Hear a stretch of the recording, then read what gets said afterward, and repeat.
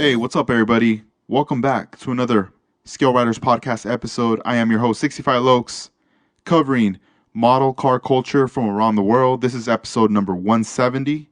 My guest for this episode is Scott, also known on Instagram as Scott's Scaled Builds, all the way from South Carolina. Let's go ahead and hit him up. Let's get into some model talk, and let's see what he's been up to. Hello. Hey, what's up, Scott? How you doing? Hey, Edgar, what's going on, man? Hey, welcome to the podcast. Hey, bud, thanks for having me. Nice, man. Dude, I've been keeping an eye on your work, man, and you got some like high level stuff. Oh, thanks, dude. Appreciate it. Yeah, nah, thank you for taking the time for being on the podcast. There's like a lot of things that I want to cover. And right now, I mean, I just want to start things off by asking what's currently on the bench. Currently on the bench is a Ming Hummer H1 in the 1/24th scale. Nice. And that's a like a limited edition kit, right? I haven't seen very many of them. I've run across one or two at a couple of shows and kind of kicked myself in the butt for not buying them. And last year at the Acme show in November, I found one and I snatched it up as quick as I saw it. So, yeah, they're pretty hard to come by. Man, that's cool. Yeah, because I haven't seen, like you said, like too many of them. And then when I started to see you post about them, I looked some up and there was like anywhere. I couldn't find them anywhere. Even my distributor, I was like checking, like, I wonder if these are going to come out. But there's like none listed available through them. Right. And when you do find them like on eBay and stuff, they're extremely high, like way overpriced. Yeah, dang. I know that company's going to be producing a BMW soon. They've been soliciting their postings on that model. I'm not too sure when yet, but it is supposed to come out. But I do like that you give these updates on what you're currently building. It definitely makes it exciting. Oh yeah. I try to keep it a little bit update. It's been kind of hard here the last month or so. Been trying to get normal housework done, springtime type stuff and cleaning a lot of landscaping. So I had a bit of dead time for building for the last month, but I'm trying to hit it back hard now. So Yeah, right on. And when do you find yourself like building through the week? Is it at night before you go to sleep, or is it something that you get up like early in the morning to get started before you start your day? usually throughout the week, if I do have time, it's generally at nighttime. So probably like anywhere from 9, 10 o'clock or something like that till I go to bed. And I get up really early, so the morning thing would not be it. And but weekends, yeah, I try to hit it on weekends if I don't have anything to do. Pretty much get up early on a Saturday or something like that. Spend half a day or whatever. Like say if I've got one prepped and ready for paint, I'll get up early and shoot it with paint and make sure all that's good, and then shoot clear and go about what I got to do that day. And then maybe Sunday I'll get up and try to start doing a couple other things if I have some detail and paints to do and things like that. But it's generally weekend, but through the week I get a little bit of time to work on stuff. No, that's cool. And when you're working on a model, do you tend to stay on that particular build from beginning to end, or do you kind of just like to mix it up and dabble into other things in the meantime, but maybe not show them? Well, I usually just stay with what I'm working on because, man, I guess my OCD gets me. Yeah, I would love to build multiple things at one time, but I'm afraid that if I steer off and go to another build, that I won't give as much attention to the first one that I started or either one of them. They won't be what I want it to be. I'm afraid I wouldn't be happy with it, or it just wouldn't get the attention to detail that it deserves. yeah. No, it's a trip because I'm guilty of that. Like I start on one thing and then I get like super hyped on it. I get to a certain point and then I kind of like back off from it and I open up another kit and another kit and I don't stop. And I used to do it. It used to be a lot worse back then, but now I'm starting to just kind of be like, all right, I'm only sticking to like a couple or a few. And if I don't finish these, then I'm not gonna go any further into any other builds. And when I was talking to Snacks, I that was one thing, he was telling me like you guys stick to that one until it's done. And I gotta say, man, that's really it's hard to do, but it's also like a good influence. Like when I see you guys stick to the one, I'm like, man, I need to start doing that. Like for sure, be like responsible about that. Oh yeah, it's definitely different because I mean, like you go on Instagram, you see all these guys on here, they're building three, four, five, six models at a time. You're like, man, how in the world do they do this? I'd be afraid that I'd put something here and just forget about it, or build like halfway through this one and leave it for so long and then forget where I was at and come back and be like, well, I'm going to rush this because I want to get it done and get on with this one. But that's that one man. You're like me the same way. You kind of like you get sidetracked, and I'll see something like if I get a new kit in the mail, I'll open it up and I'm like, man, this is great. I want to start it, but then you think, well, if I start it now, I don't have another one finished, and it's just kind of you kind of push it off for a little bit, but at the same time too, you almost want to rush the one you're working on then so you can get to that one, but you gotta have that self control. Nah, you do. Do you ever like plan out your builds through the year? Because I know, like every year there's only so many builds that we can build in a year. Right. But do you Yeah. ever kind of make a selection sort of and to be like, all right, let's just say for example, like for 2023, these would be kind of the ones that I'm gonna stick to, hopefully. Well, usually I don't plan them out. I know 2020 I had a bunch planned out for 2021, and I stuck to those, believe it or not. And this year it's just kind of been I tried to plan them out, but it didn't stick to it. Yeah. After the previous build, after that 240 that I just finished for Splash, I had planned on doing like a the Ford versus Ferrari GT40 because I actually have three of those Fujimi kits, and I was going to do the first, second, third place finishers. So the black car, the gold car, and the blue car, and I was going to start on those and just do each one, just one after other. But then I got this Hummer, and it just caught my eye, and I started getting stuff for it, and I was like, man, I got to build this next. So that kind of put me off track a little bit, but it's all right. I'll get to Yeah. those sometime.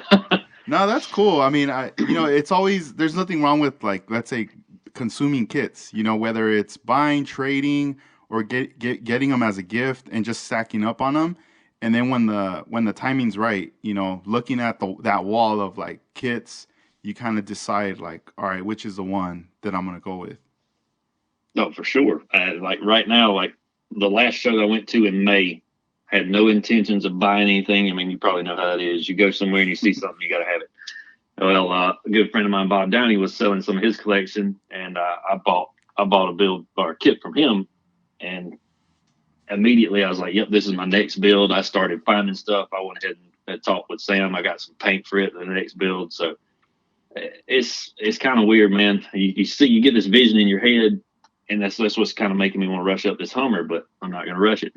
But like I already have that next build, which has pushed the Fujimi GT40s out even further now. But hey, it's all right. They'll get done, like I said. Yeah, and some of that paint that you get from Sam over at Splash, it's they're custom mix, right?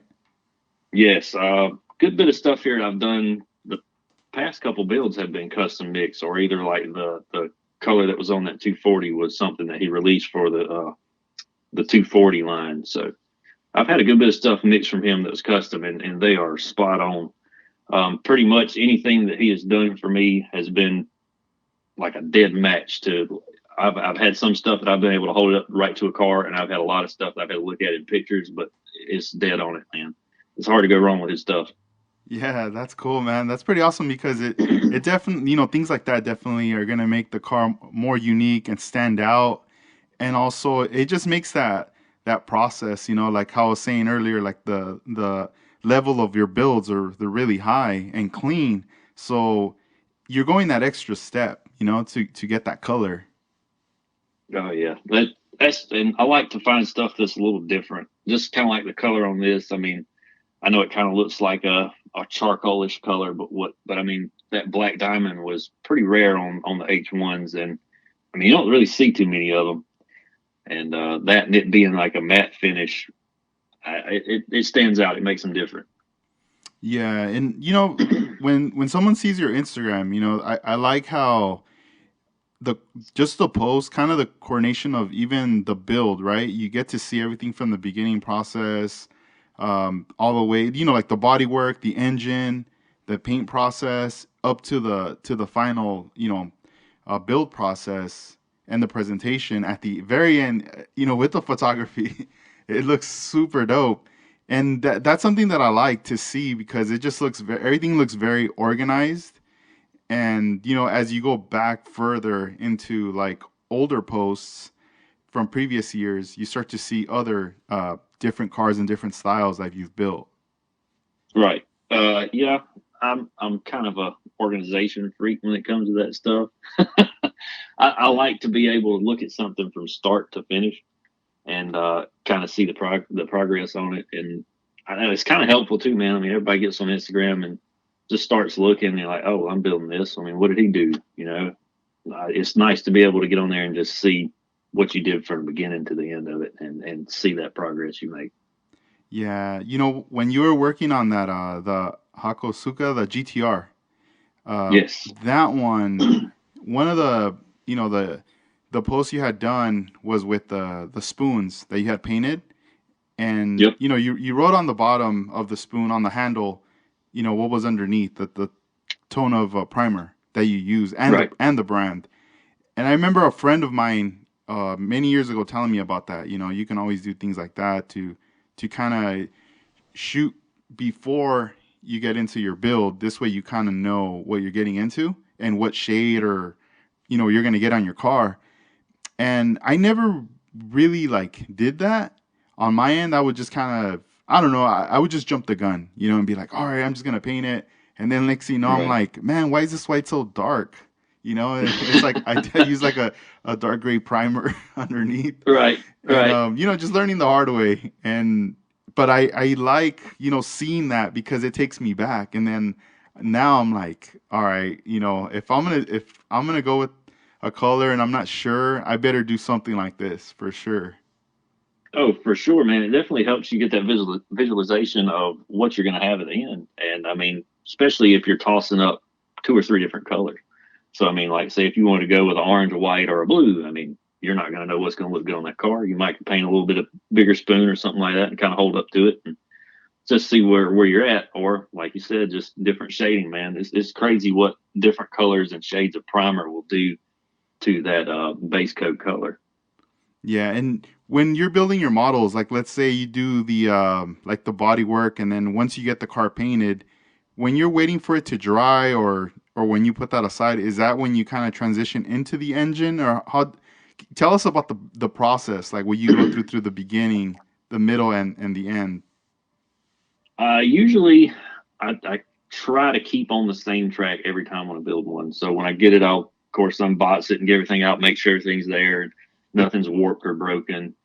And I always start with scribing panel lines and cleaning up mold lines and filling sinkholes if there's anything like that. I always do that on the body first. For some reason, that to me that is the most boring part of the build, but yet the most necessary and important part of the build because all that stuff draws your eye, especially panel lines. Like you go to all these shows and you see these amazing builds, but panel lines may not be scribed or they'll be filled in with clear or something. I mean, build looks great, but that kind of just distracts you a little bit, you know. But I'll get the panel lines on the body and stuff done. And I'll shoot it in primer, and then I'll start test fitting stuff. And after I get everything test fitted and make sure everything's good, if there's any sanding or anything like that has to be done, I'll get all that stuff done, and then I'll start just gluing engine parts together. And usually you're like, oh, I'm gonna build this out of the box stock. Yeah, right. Like that ever happens. Yeah, true. So yeah, I mean, you'll get sidetracked, man. It's like ADD or something. It's very weird. I always plan on this. Looks like that 240 build. I plan on building it with the stock single overhead cam and just putting some ITBs on it. Nope, that didn't happen. It went with a full S20 swap. But yeah, I'll try to get the motor and stuff together if the kit has an engine and test fit everything there. Especially like if you're going to make any like intercoolers or anything like that, you got to run pipe in and stuff. I always like to do that. And since I've started doing all this detailing with the extra wires and brake lines and stuff, I really try to get all that done and all the holes drilled in the body before color goes on.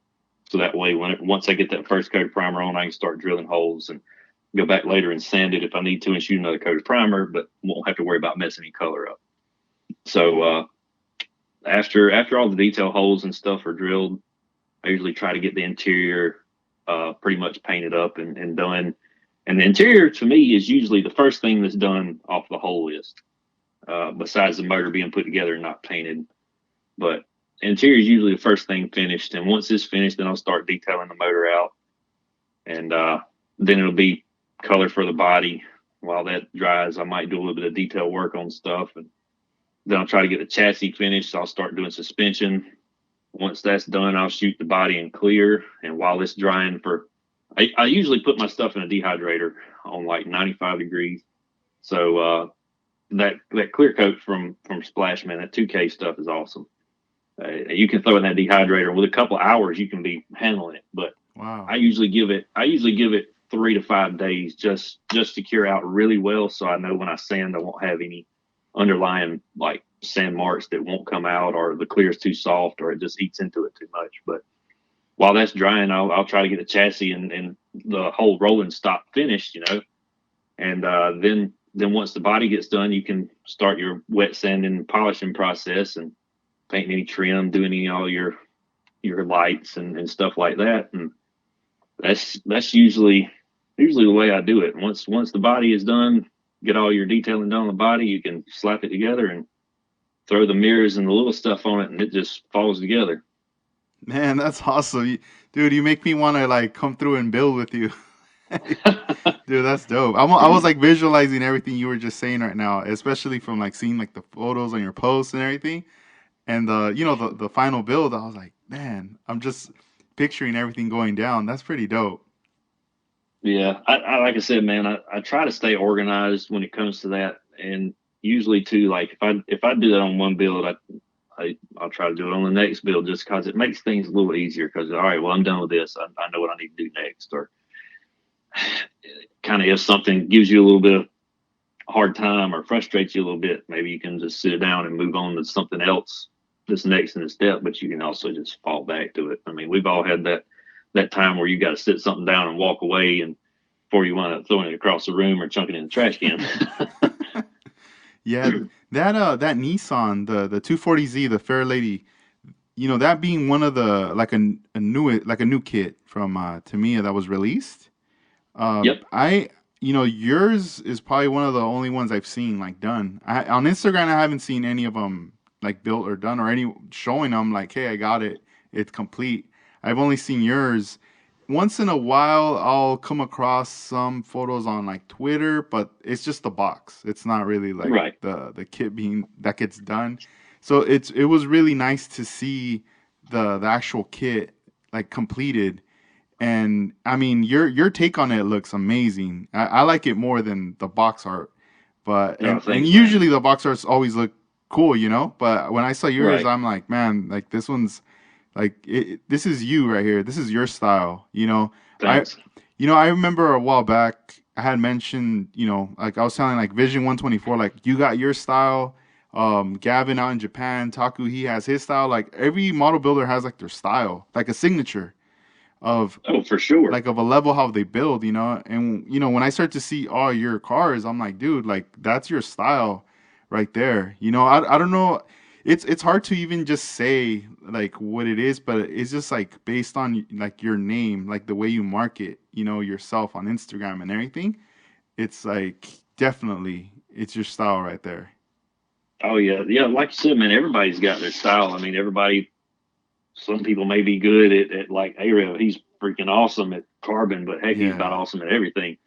But I mean, his style is carbon. He's carbon king. Yup. And True. I mean, you got what Kiwi's Cam. That dude, he dabbles in everything, man. He's awesome.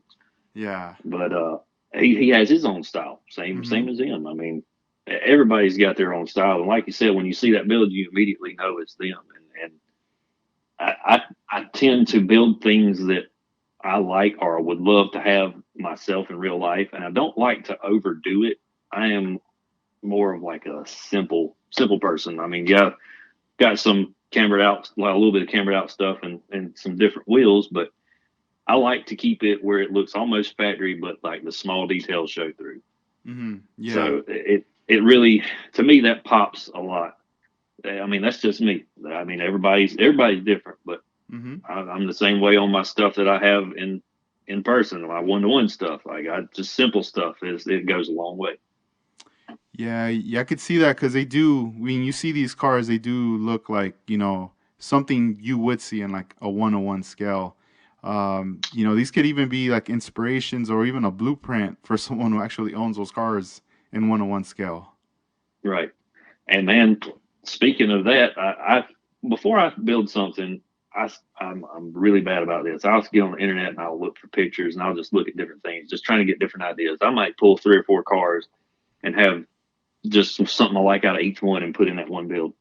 But that 240, I don't know what it was or how I ran across it. But me and Sam was just talking one night, and I was like, "Dude, I was like, this would be so bad, you know." I just sit in the car. I was like, "That's perfect." I said, "If I had that, I said I'd build it exactly that way." And I started digging and found the T37Vs, and couldn't decide if I wanted to do a two tone or just all white. But it was definitely something that was an inspiration. And like with every build, I've got pictures stored in my phone. I've got a folder with probably like 35 or 4,000 pictures, of future builds or stuff that I have built or just all kinds of reference pictures. I try to do as close to the real car as possible as far as referencing things. Man, that's awesome right there. I like that you do your homework. You're collecting data, and at the same time, I'm sure you're learning a lot about the car as well. Along, Oh, for sure.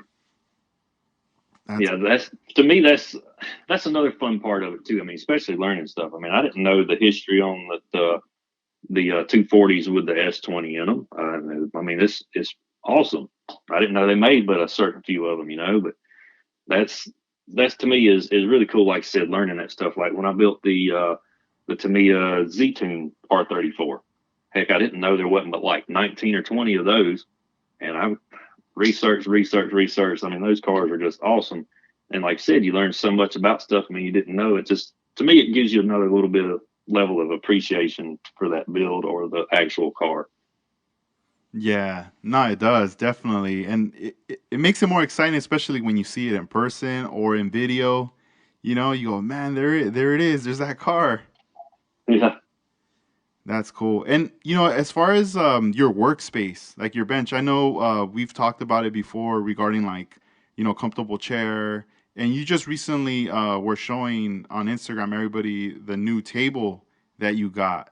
Tell us like how important it is about your setup for when your workspace. Well, to me, like a simple space is pretty much what I like to have. Nothing that's like overly cluttered. I'd love to have some of like the desk organizers and stuff, but I feel like it would take away my actual working area. Um, I would love to have them, like I said, but the your height. I mean, you got to be comfortable to sit there and build. I mean, if you're going to sit there a whole Saturday or something, you don't want to get up and your neck be hurting, your back be hurting, something like that. So I recently bought this Husky 52-inch adjustable height work table or workbench, and it's great, man. I mean, you can adjust it to any height you want to. And I got this gaming chair last year because the old office chair I had was just it was horrible, man. You sit in it for a couple of hours, your neck gets to hurt, and you get tired. I don't know, you just get ill, and it really kind of cramps your building. So, but being comfortable, man, that's definitely important if you're going to sit here and build and actually have a good time and not think about anything else. Yeah, because you're right, dude. I mean, I still have like the office chair, and even that thing's like old and kind of worn out. Where when I sit down, I almost feel like I'm like sliding off the chair from the Oh front. yeah, yeah, And every time I sit down, and next thing I'm like working on something. An hour goes by, 2 hours go by, and I don't even like get up. And then finally, when I'm like, oh man, I like you feel stuck, and I'm like, dude, I need to stand up, and I feel kind of crazy. Like my legs I need to stretch my legs, and that yeah. You'll get to hurting. in that minute when I'm getting up, I just feel my lower back all tight, every like locked up, and I'm like, oh man, like this isn't good. I need a new chair for sure.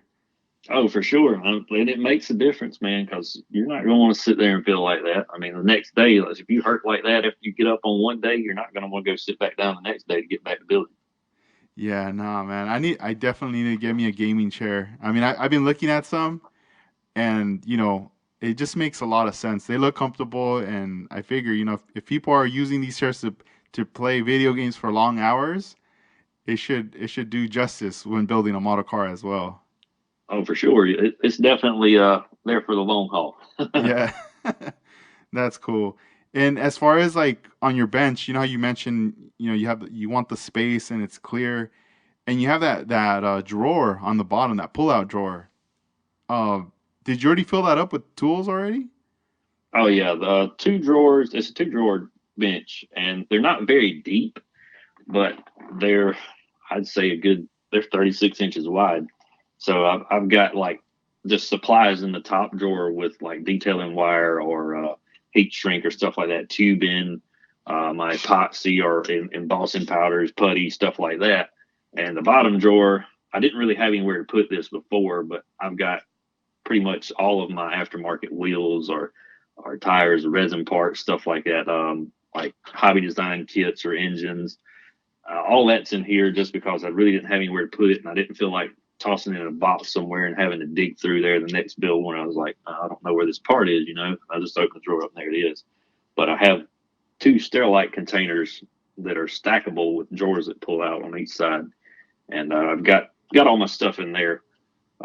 Each drawer has like its own little dedicated thing. Like one might have dark color acrylic paint or something like that, and the next one might have light. And then you got all your airbrush stuff in one, polishing stuff. I got a bunch of decals that I put in Ziploc bags that are in there with other small like photo etch things and different like tape drawers and stuff. I mean, I'm kind of OCD when it comes to organization stuff. Like I said, so it's easier to work when you can find something instead of having to dig through things and look for it. Yeah, no, it's so true. And that's good because then this is your way of also preserving the items, especially like the decals, putting them in the Ziploc bags. If not, they're stacked up and next thing you know, they're like stuck together. Yeah, they're just unusable. Yep. No, that's true. Any kit that I get that I finish, even if I don't use all the decals out of it, I'll just take those and I'll slide them in a little bag. I have like a whole bag with like aftermarket stuff like Shunko decals or stuff like that, and then I have all of my kit decals with tags or various little decals for badging or something I didn't use. Heck, you never know. One day you might need Yeah. What do you do with the boxes? Do you keep or do you just toss them? them.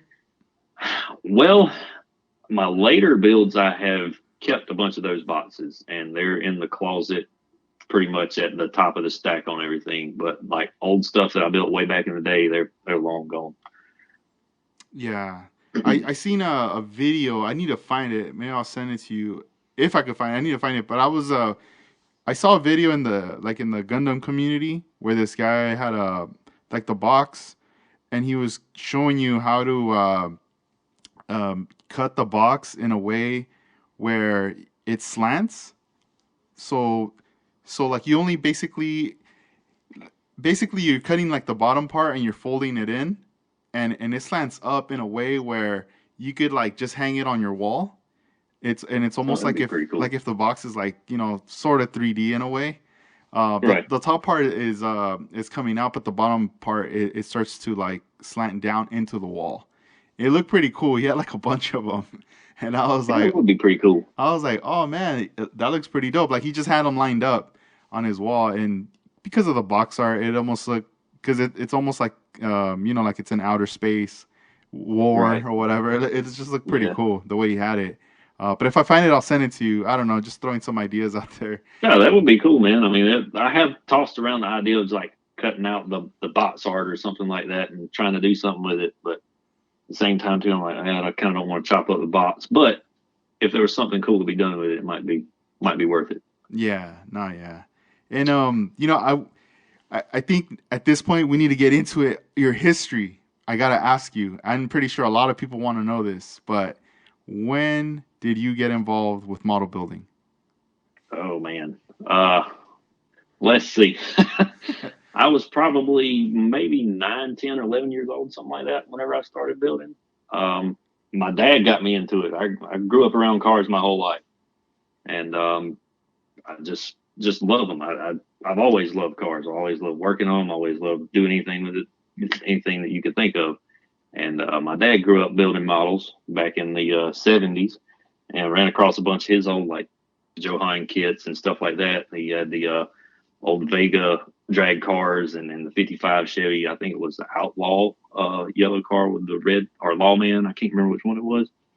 He had stuff like that, Chevelle drag wagons, and man, the first thing I built, I remember, I think was with him. It was the Revell Monogram 70 Chevelle 3-in-1, the heavy Chevy kit, and that was first thing I built. And I just remember it, man, sitting at the kitchen table when I was little, me and him building that, and it just took off from there. I built for from then until probably maybe 17, 18 years old. Started driving and doing a lot of stuff, and that kind of the hobby kind of took a back seat, because when you get that age and you're just worried about going out and doing other stuff. But so from the time I was 9 to 11 or so to 18, I built a lot. I built, like, especially through the summer when you're out of school, and you just go to, that was when Walmart sold kits. So that was Walmart sold kits, and I was using testers, rattle cans, and stuff like that, and all the testers, enamel paint. Which now you look back on, and you're like, man, how far has this hobby came?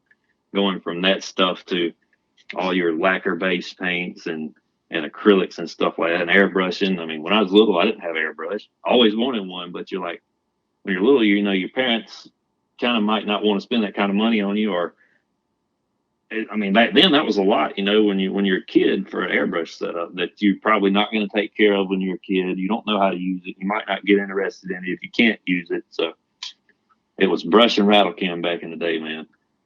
And like I said, up to about 18 or so, I built, and then in 2016, I think I started back building. So I think I was one Christmas, I was up at my in-laws' house and was just surfing through the internet and found the model cars mag for them. And I just started flipping through there. I had a whole week up there at Christmas time, and every day I spent there, it just lit a fire under me, man. I wanted to start back building. And turns out they have a lot of hobby shops up north. So kind of went up there and found some stuff and started back into it. My first one when I started back was the Tamiya Toyota Supra MK4. And I hopped on eBay and found the Model Meister single turbo engine setup. And this is the first time I'd ever done anything like that, too. So I was like, man, I'm going to dive into it and buy airbrush. So bought an airbrush. I was like, you're old enough now. So I wanted to learn, watched a lot of videos, been talking to a lot of guys on the forum. And so bought airbrush and compressor setup. And it was a lot of trial and error to start with. But man, after a couple of months, there was no turning back. That was a game changer for me, was airbrush, because the amount of detail that you could put into stuff, and just how smooth everything looks when you're done with it. It's the way to go if you can do it. So, and ever since then, there's been no turning back. I've been trying to be wide open, but that's that really turned me around, was airbrush. And I love hot rod stuff. I mean, like I said, I grew up building the muscle car stuff. I mean, your Chevelles and um, Cudas and Challengers and stuff like that. I mean, I grew up building that because I didn't know anything about Tamiya kits or anything like that up until probably 2016, 2017. And once I first Tamiya kit I got, I was like, holy crap, what have I been missing my whole life? The quality is pretty much, you could take it out of the box and it just falls together. So Yeah. uh, it's hard for me to go back to building anything else other than a Tamiya or a Aoshima or something like that, because I don't know, man, they got it down. They know what they're doing. Yeah. Man, that's awesome. I'm happy your dad, showed you, like, he exposed you to the model stuff. You guys did something together, because those are memories right there that you have with them. No, for sure, man. And he's still now, like, he does.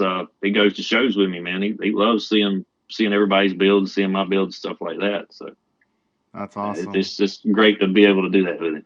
He must like trip out on the builds you're doing now, you know? Like I'm sure he has a really good memory, seeing like the early builds and then comparing that to now. Oh yeah, man. Like I remember back in the day, he said that people used to use like the sewing thread and stuff for spark plug wires.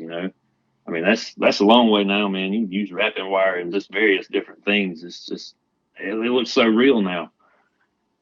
Yeah, in your family now, like is there anybody younger that's model building or no? Not just me. All right. Maybe later, who knows? You could Yeah. a relative pass on the tradition. Well, for sure. I mean, it's definitely something you want to pass on. I'm trying to get my little nephew into it. He likes a lot of spaceships and stuff. So Hmm. I know a couple Christmases ago he wanted a Lego Saturn V. So he got a Lego Saturn V and he liked it, man. He enjoyed doing that. I'm trying to get him into like some snap kits and stuff. But Yeah, no, yeah, it'll come. I well, think the time will come. That's cool. oh, for sure. Yeah, man. I mean, who didn't like Legos as a kid? Building. Oh yeah, I think we all had them. I remember the bucket that I had was just a little square red bucket with like 250 or 500 pieces. It was just various things. You didn't have all this stuff they got now. Yeah, man, that's cool. And as far as like when you were building, back in that time, with your father and growing up, did you have any friends in the neighborhood or at school that were also model building? You guys would talk about it, or this was just kind of something, just you guys were just keep it at home kind of vibe? Yeah, no, there was nobody that I knew that did that stuff. So it was just pretty much me. Yeah, man. And Yeah. when you got back into it, like 2016, were you already like on Instagram or not yet?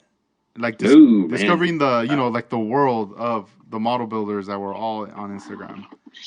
well, I wasn't on Instagram. I was on Facebook, and like I had seen a lot of stuff on there as well as like I said, the model cars mag forum.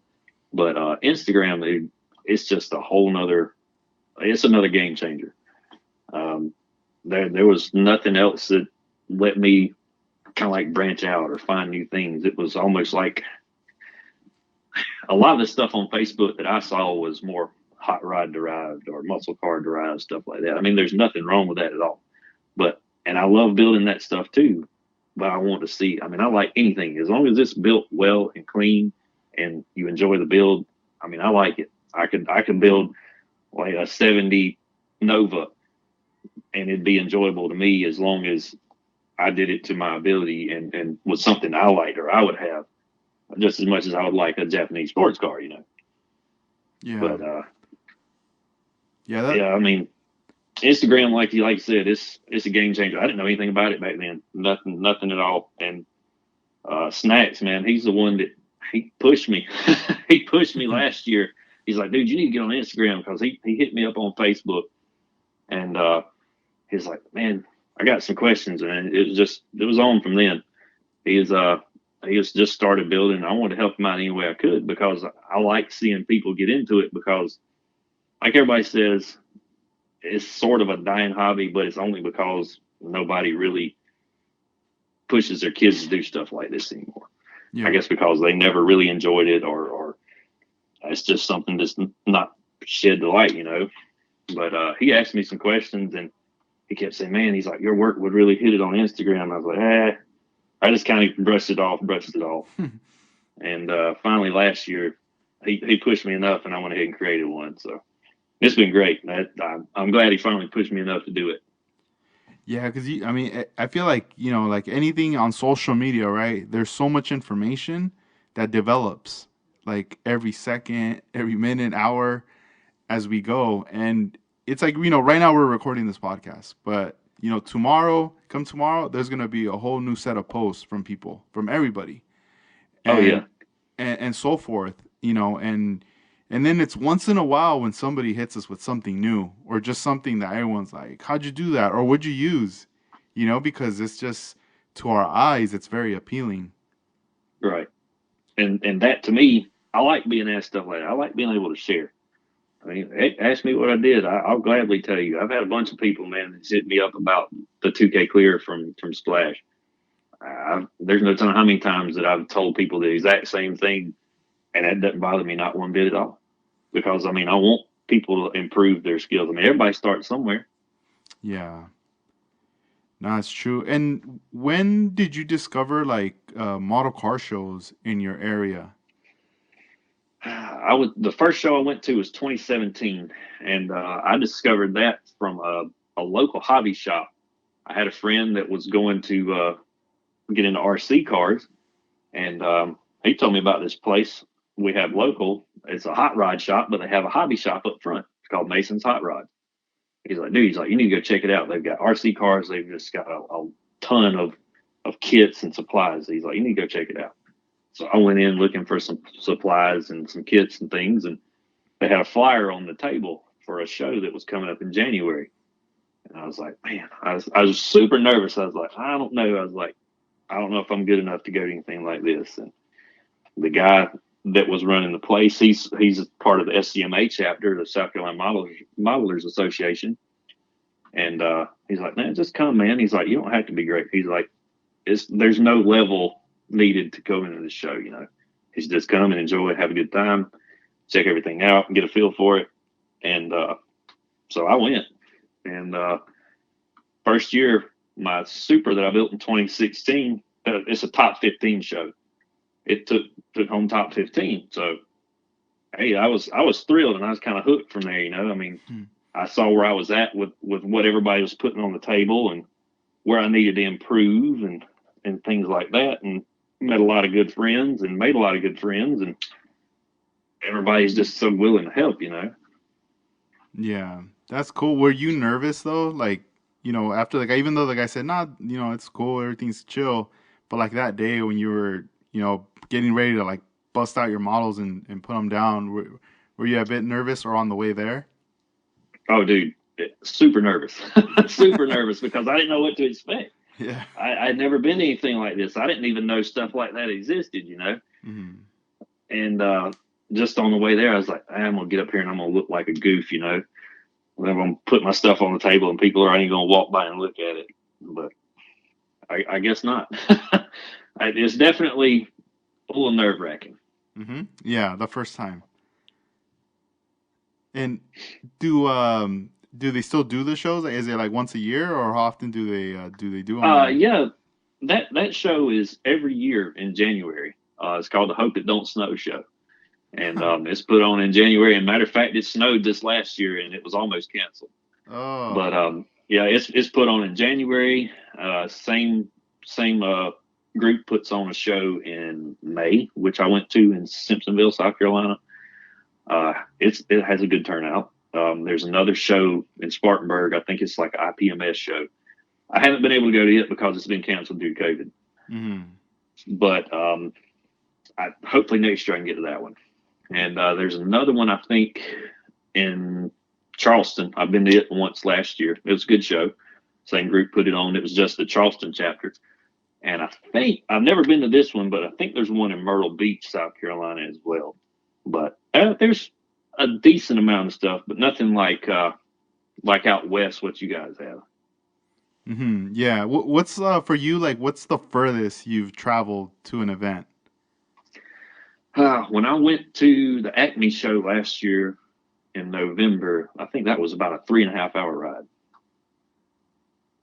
Cool. And And did you get to meet like a lot of the people on Instagram or not yet I during that saw, time? I believe I met Vision 124. Cool guy, super cool guy.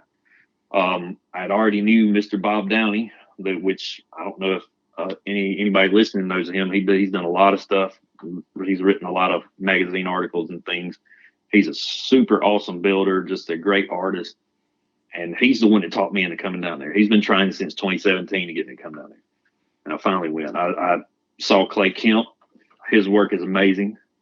Got to meet Zen Modeling. His stuff is amazing. Um, I think Shane Harold may have been there. I think so. I'm not sure. I believe he was. I think I saw some of his stuff on the table. But I think he's Dentside Garage, right? Not Dentside, Man Cave. Yeah, man cave. Yeah, I think some of his stuff was on the table because he kills it with those Ford trucks. Yeah, those But are dope. definitely was a whole nother level of a show. That show is amazing. If you've never been to it and you can get a chance to go, it's awesome. Yeah, that's one that George keeps telling me. You need to come out to this show. Like, plan it out or something. But you at least once you need to come out to the show for sure. And Yeah, also it's pretty Dennis cool. too. Dennis Matthews. He's another person who like tells me because he goes to that one. Yeah, it shocked me at how many people were there from like West Coast. And then Bob had been telling me that. He's like, man, he's like, we get people here from California and Oregon. He's just everywhere. Yeah, damn, that's dope. And as far as like this year in your area, are the shows already done for the year pretty much until next? Uh, that one in January and May, of course, they're done. Um, there's one in October down in Charleston that I am planning on going to. And as far as I know, there's nothing on my radar anyway. And then you've got the Acme show in November again. So Nice. And you are planning on going to that one, the Acme this year? I hope so if I can get the time off from work to go. Yeah, it just depends. And Yeah. regarding going back to like the building, what's like your favorite part of during the build? Favorite part during the build? Oh man. Probably whenever you put the body and the chassis together after you've had everything painted up and you're on that home stretch. Just seeing what it looks like. You're able to stick the body on it, maybe slap the wheels on there and just sit back and like, oh man, it's gonna be wicked whenever it gets done. That's probably my favorite stage.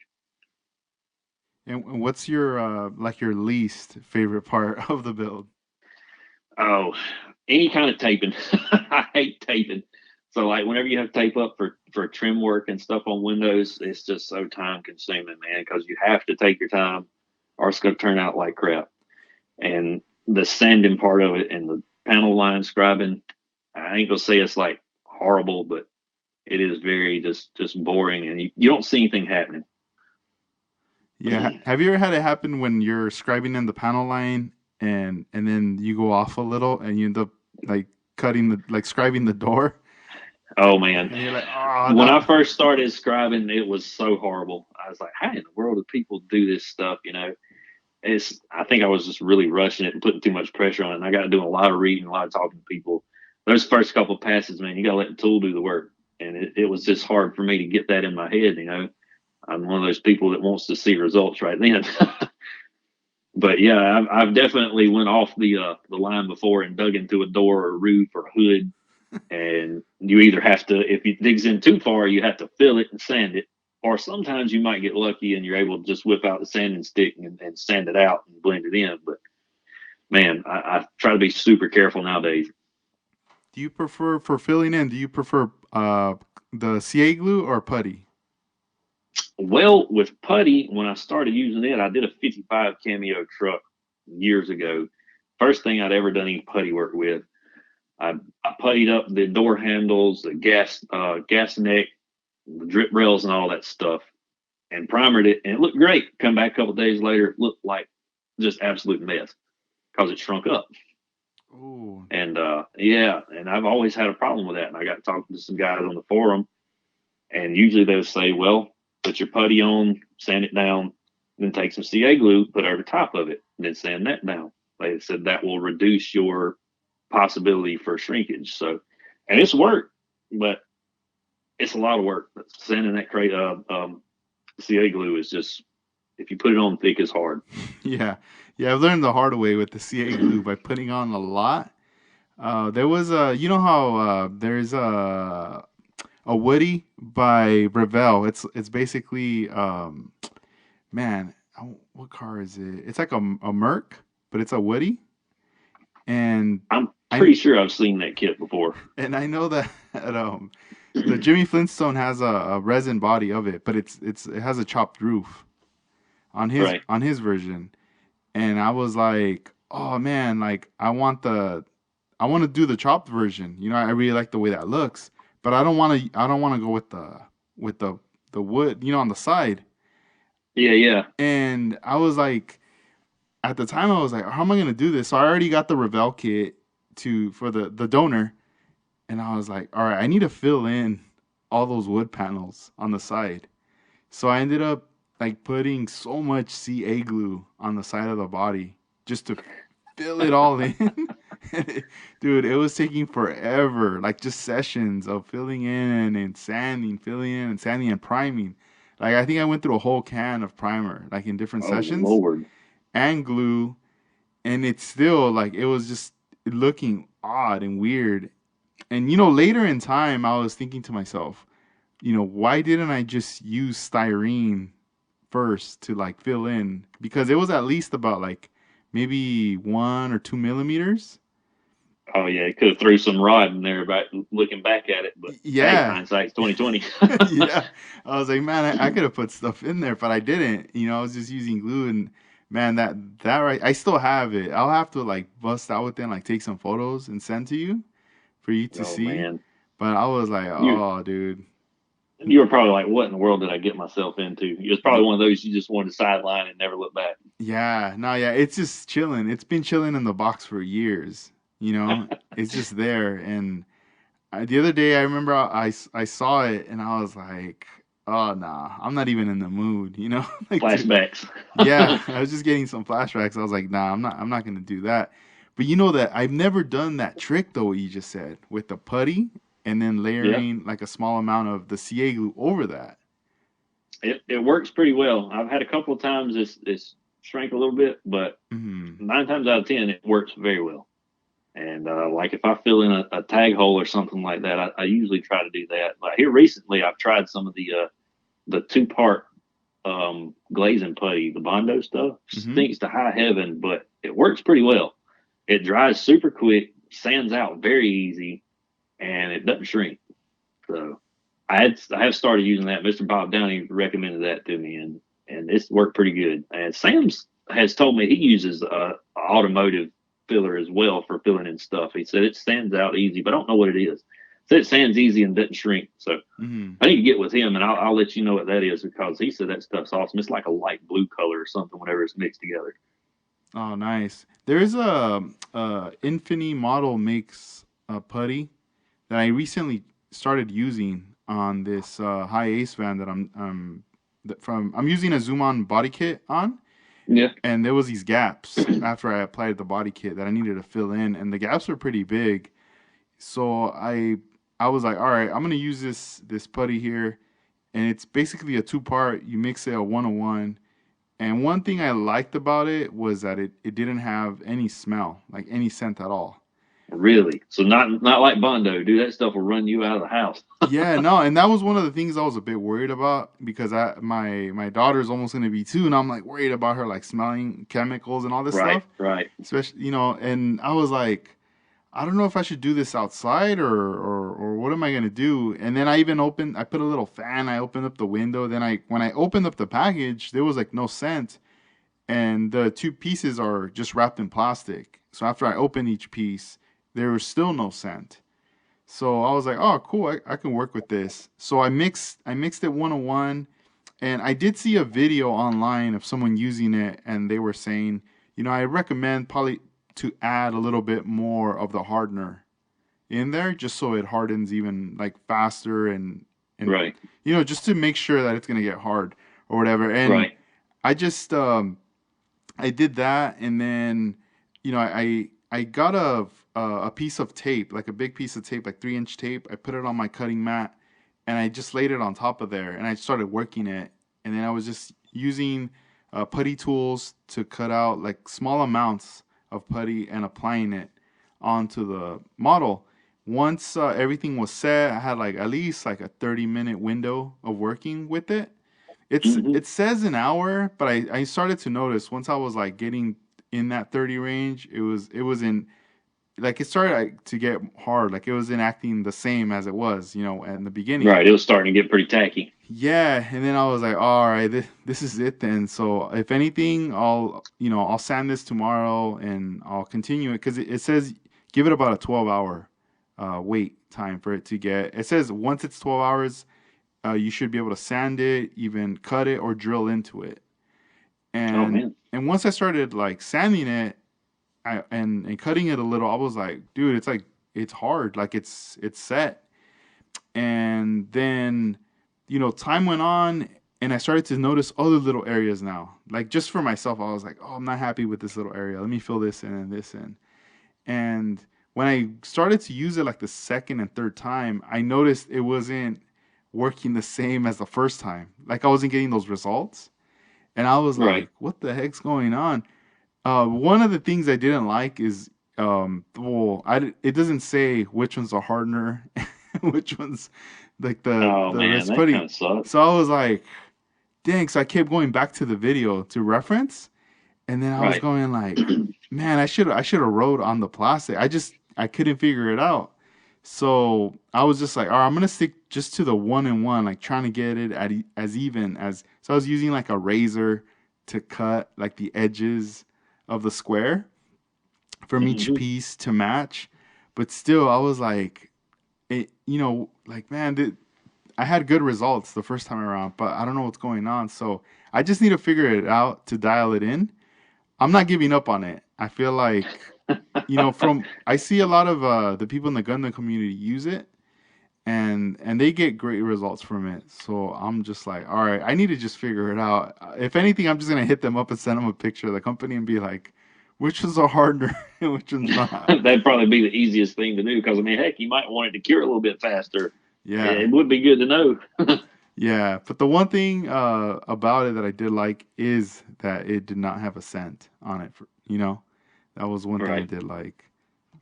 Yeah, that man, that Bondo stuff, I already knew because I worked with Bondo before in the past, working on cars, and dude, I went outside with that. I knew immediately. I mixed it on the tailgate of my truck with a piece of cardboard, and I left the model outside for like 2 or 3 hours. And when I come upstairs to sand it, I knew it was going to stink when I sanded it, and I opened the window, cut a fan on, and then sanded it like that. But Hmm. it wasn't as horrible as whenever it's wet, but it does the job. Right on. And then another thing I wanted to add on is you're doing 3D printing too, right? Yeah, just started not too long ago with that. That's a whole nother world. Yeah. And how's that going so far? Like it like Well, so far it's going pretty good. There's definitely a huge learning curve to it. I've got CAD experience just because of what I do for my everyday job, but the settings on the printer are just so I don't know. You look online and everybody's like, "Oh, set this, and you'll get a good print." Well, then you get other people saying, "Well, no, that's not going to work," and it's all depending on where you're at. And weather plays a big factor in it. Temperature and where you're printing at, the batch of resin, everything plays a big part in it. And Iceman has really helped me out a lot. And I think it's KB 3D printing or 3D prints. He's helped me out a good bit. And Model Car CA Blake, he's helped me out a good bit. And it's definitely a big learning curve, man. The supports kind of throw you for a loop when you're trying to get something, and you got like a 2 hour print, and you're like, "Hey, it's going to be great." And it turns out half of it fails, or half of it's good, or it's sometimes frustrating just to get that down. But once you got it locked down, I mean, you got that file, it's ready to go. It's definitely steps a whole nother level to building because with the tires and wheels for this Hummer that I got from Z Force, dude, that was first second print. I think after I got my supports figured out after some help, hmm it was just awesome. That was the cleanest print I have ever seen. I've bought a lot of 3D printed stuff from people, and you just kind of see the layer lines in it, and overall you're like, man, this is going to require some sanding or a lot of heavy primer or something like that. These files are awesome. That Mono X is, I know it's not like the big dog on the market, but it does great for what it is. Yeah, I was gonna ask you this. So the lines you mentioned, so that's what they're called, layer lines, where Yes, it's a little kind of wavy, sort of. yeah, and you can see where it stacks up, where it prints each individual layer whenever it's sliced out. So all Mm. depends on. I may be wrong on this, but it all depends on the angle of what you're printing, and your layer height, and your stuff like that, and your exposure time to how long it cures before the next layer. It's a lot to it. It's a lot. it's definitely different. It's very Yeah. frustrating at times. Like I've had some stuff that I've tried to print in the middle of building this Hummer for my next build, and some of it will turn out great, but I can't get a grasp on certain things like tires. They just keep failing. I keep having failed prints, so it's been back to the drawing board. I had a lot of communication with a couple of guys about that, and everybody's got a different opinion. I'll try it, it doesn't work. So it's just one of those where you got to kind of step aside for a minute and scratch your head and come back to it and try something different. If it works, it works. If it doesn't, it doesn't. So Yeah, like those like when you started buying your first files from people and you were like, "All right, cool, I'm going to print this." That feeling of like waiting, did it feel like it was like taking forever because man, you were excited? it felt like an eternity because you you see all these things like, oh man, that file is going to print in 4 hours. I mean, you load the build plate up and you have some serious height and stuff or a good print angle on something. It's going to take at least 2 hours. But you're right though, it feels like forever because you're anxious to see if what you did worked or if it's going to fail or if it just comes out half. Yeah. No, yeah, it reminds me it's like trying to download like music or something Oh and yeah, you're just waiting and you're like, you could just walk away and go do something, but you're kind of like, "Nah, let me see. Where yeah. we at? What percentage we at?" Go back to them dial-up days. Yeah, so true. Man, that's cool. Yeah, I don't have a 3D printer, but I feel like eventually when I do get a 3D printer, I'll be doing the same, like purchasing files and just, trying to dial it in, learning that process of like printing them and just seeing how they come out. But at the same time, my expectations are probably going to be like thinking, all right, it's going to come out great this first time because, the file's already done. But maybe nothing else is like dialed in right, on my end. Right. And And that will happen. yeah, no, yeah, because sometimes randomly I'll see posts, from like different people saying like, man, I feel like throwing this thing out the window. What am I doing wrong? The print's not coming out right. And there's a lot of cool stuff out there. A lot of people designing cool things and they're making it available for sale. Eventually I'm gonna want to purchase some stuff and have and if at the same time it's gonna spark curiosity for me to be like, all right, let me see if what I could make for myself Right. Right. or for others, like maybe people might need this or I don't know, but Yeah. yeah, it's good times right now. I feel like right now is a good time, for model building and for 3D printing. Oh, for sure. And 3D printing itself has sparked so much interest in the building community. I know when I went to Acme last year, there was a couple builds on the table that the entire thing from like ground up was all 3D printed. I think it was like a Jaguar or Ferrari kit that some guy had made, and it would look like it was just a cast molded kit. It looked great, and everybody was interested in that. And I mean, back in years ago, 3D printing, I mean, it's been around for a while now, but it's just now come down sort of affordable for people like us, that don't want to spend a buttload on something they're not going to make a living off of or something like that. They just want to do it for their enjoyment. And it's starting to get where everybody's wanting to try it. And it steps a whole nother level up to any of your builds. It's just like this. That's the whole reason I bought it. The wheels and engine parts and small body parts, stuff like that. I mean, like you said, you're going to see stuff. Oh man, that'd be cool. I'm going to build this, or I'm going to print that for this build. And I don't know, you kind of get in this little rabbit hole of just going and getting all these files and like, I mean, you don't build anything because you're consumed in printing. I had a buddy that lives down in Charleston, Holy City Customs. He got his before me, and he's like, man, you get that printer. He said, you're not going to build. I was like, nah, that's a lie. And dude, for a solid 2-3 weeks, I bet I didn't touch the bench. I was out there working with that 3D printer trying to get stuff done. Yeah, dang. Yeah, I could see that for sure. Because it's something new and you have a goal. You want to learn and you want to be able to produce with it. Oh, So for sure. And it's like you said, man, it's something. It's new. You want to see results out of it, and I don't know. You kind of hype yourself up for it. And when you do get that fail, you kind of bummed, but at the same time, like, all right, you got to figure out what's wrong. That troubleshooting side of you, it kind of eats you up. Yeah, I'm fascinated right now by people printing engines or even like engine bays for like cars that don't even come with an engine. Let's say like some Yes, Aoshima kits. You yes, know, for the most that is you op- high on the level. like you open them up and you're building up, but it's already a curbside because you're not gonna open up the hood or show it. But let's say if you're like, all right, I'm gonna challenge myself. I'm gonna get a 3D printed engine.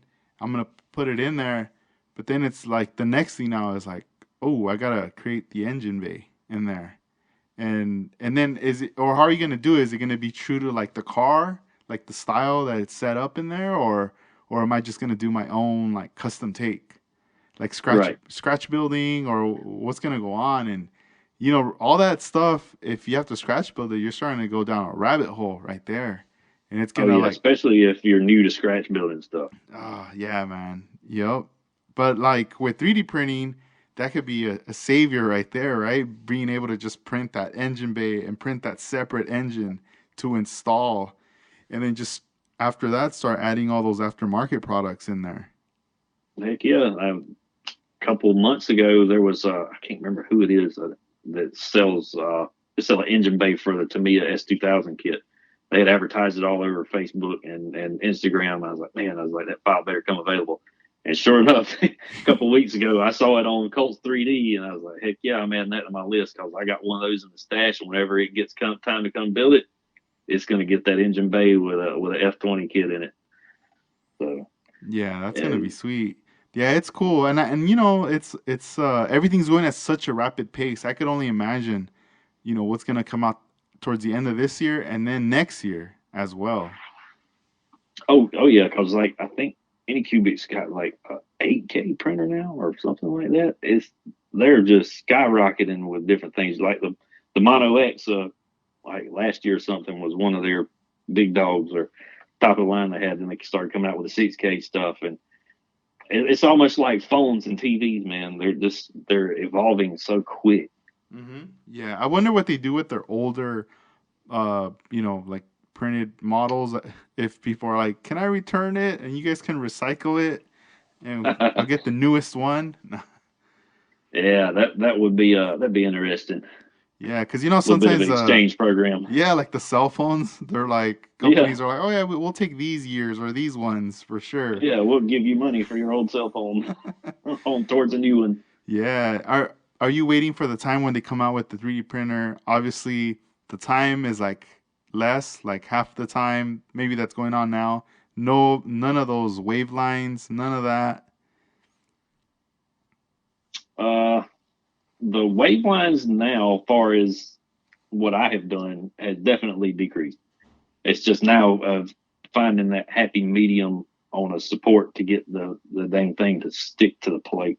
Because some of your heavier tires or wheels or stuff, depending on what sort of angle you print it out, the supports don't want to hold it, and you might have a half a tire and then it turns loose and it just fails. But the stuff it does print, I'm super happy with, and the timing's not that horrible because, like I said, Iceman's helped me out with a lot of my speeds and cure times and stuff like that. And the stuff that does print out is great. It looks super smooth, and I couldn't be more happy with it. It's just I wish I could get it to where the supports would stick where I could get a full print on some of my stuff. It's just going to be trial and error. Yeah. No, yeah, and I'm sure you'll keep us updated as you go, along. Oh yeah, this like I said, this next build, and I think I have some stuff too that I have to print out for the top of the Hummer. I'm actually going to do like some Pelican cases and a little Yeti cooler and stuff like that, just for the top rack on it. Kind of a little bit of off road stuff. So Yeah. got some. I've had a couple of failed prints on that stuff and a couple of successful ones, but I'm going to try to tweak it just a little bit more. So the OCD in me didn't want to see any of those lines in that. And some of those files I think may suck because I've gotten some really good files, like I said, from Z Force. His stuff prints out no problem. And then I've downloaded some other files and you're like, man, this looks great. You open it up, it looks great, and it prints out and it sucks. and I'll send it to my buddy. He print out, it sucked too. I'm like, okay, this file is just junk. So you'll get that. And I've talked to a buddy out in Oregon. He's done some 3D printing. And he's like, dude, he said, it's got to be the file. He said, wherever you're getting it from, he's like, just try to read reviews and stuff. He said, because chances are you could get a great file from one dude and then another one, you could get just a junk file. And it could be just making you slam your head against the wall. Yeah, that makes sense. Yeah, because you got two, or different producers creating that Yep. file. Yep. And it's all in how it was made in the whatever CAD program, whatever shortcuts they took, or however long they took to clean it up. And I guess it's how well they wanted to make it. Yeah, man, that's a trip. I didn't even know about that. Now you're making me think. I'm like, that's so true. Nah, I'm always interested. Like every guest that I've had on lately on the podcast, it's a trip how before we really never got into any kind of conversation regarding 3D printing. It would get mentioned, but not too much. And now I would say like from the beginning of this year to now, a lot of my guests own a 3D printer and they're printing or they're doing something with it. So it's always it fascinates me, but it's always cool to hear about 3D printing. Yeah, I was super on the fence about it for the longest because one, just the size of it and space it was going to take up, and the smell. That's a horrible smell, dude. I'm gonna tell you that right now. I thought I was gonna print in my bonus room and just kind of vent it like I vent for when I paint and stuff. Nah, I didn't want to like expose my wife and my dog to that stuff. So it Hmm. went out in the garage, man. I'm not dealing with that. It went out in the garage. I'll crack both doors, open the windows, and I've got a couple of little air purifier things that goes in there that any cubic makes, and it does clean up smell a lot. But I would Hmm. not put it in my home. I'd hate to do that. Like, and especially you, man, with your kid, Yeah. definitely not a way to go. It's some stinky stuff. Yeah, you're like the paint passes, but not Right. the material used in the 3D print. It lingers, Yeah. and it's toxic too. So Yeah. it's about as bad as 2K clear, but Hmm. it smells 20 times worse than 2K. Yeah.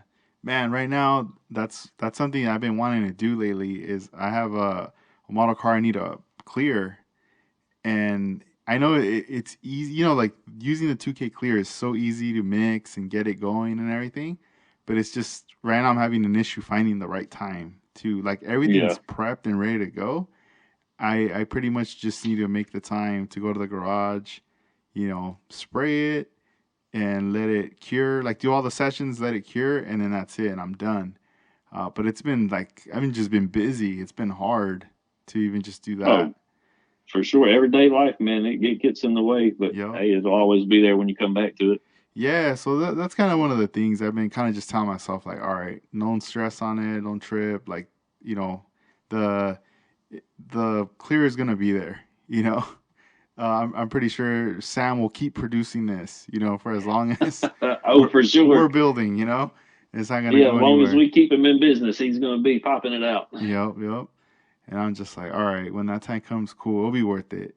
But yeah, I just been kind of taking my time. I haven't been able to do that, but man, I just love that clear though. Can't stop talking about it. It's so dope. Hey, that stuff is awesome. I've used a lot of different clears before I started using Splashes 2K, and I'm not going to call any names and stuff, but I've used some junk, and it makes you want to just throw that whole build away. And I don't know how I found Splash. I think it was through Model Cars Forum, and I was like, I'm gonna give this stuff a try. And I shot it, and I was like, dude, this stuff is awesome. I kept using it, and kept reading some stuff, and I was like, all right, I'm gonna push it a little further. So each time I'll spray like my final wet coat on one, I'll thin it a little further and further just so it comes out smoother. And I've gotten now where pretty much I don't have to do any sanding. And if I do, it's just because there's a little bit of trash in it. Mm, But wow. like you said, that is some great clear, Yeah. and it speaks for itself whenever it's laid down on something. Yeah. Nah, I love it. Hey Scott, is there any shout outs you want to give before we wrap this episode up? Oh yeah, definitely want to thank Splash, man. Sam over at Splash, he reached out to me last year and wanted to do Mustang GT4 build. to start out with, and it's just been all downhill from there. He's a great guy. He makes some awesome paints, great customer service.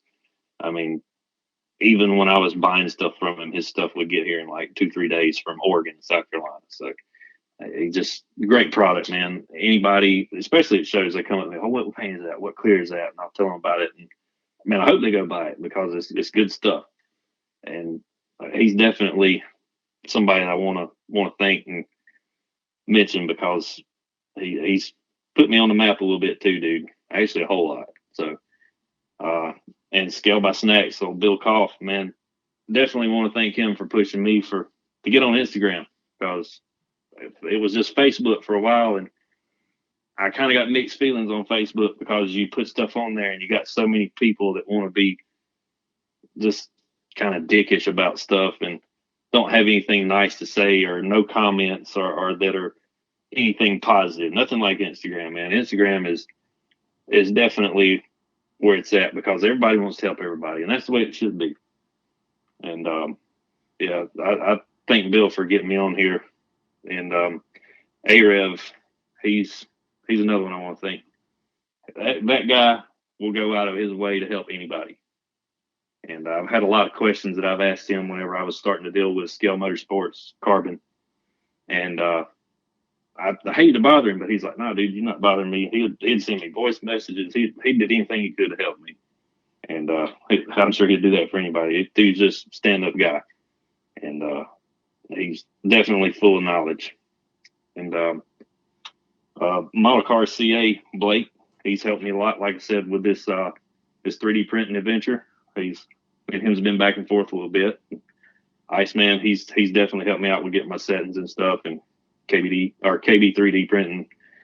They've helped me out a lot too. But there's my buddy Paul down in Charleston, Holy City Customs, Holy City Scale Customs. Me and him talk about every day, usually about stuff that we're building or what we're going to work on or what we've bought. Just what do you think about this? Or hey, does this look good? If it does, I'm scrapping it. He's my opinion guy for sure on stuff like that because me and him's got a lot of the same taste. People like that, man, they keep me going. Yeah. And like you, dude, thank you for having me on here. No, This you're is welcome, man. a Thank great you. opportunity, man. No, this was awesome, I, dude. I had a good time talking to you. yes, sir, I did too. I enjoyed it. That's cool, man. Yeah, and I mean, I look forward to your future builds. Just keep doing what you're doing. Inspiring people, sharing the knowledge and everything like that. I think it's awesome. I feel you're a very important person in the model car community. And it's just like we're rooting for you, man. Just keep doing your thing. Thanks, brother. I appreciate it. Yeah, thank you. And so this is episode number 170. And stay tuned, everybody, for next week for another episode. I hope you have a good night, Scott, and we'll keep in touch online. Yes, sir. Same to you. All right. Thank you. Peace All out, right, buddy. guys. All right. Later. Bye.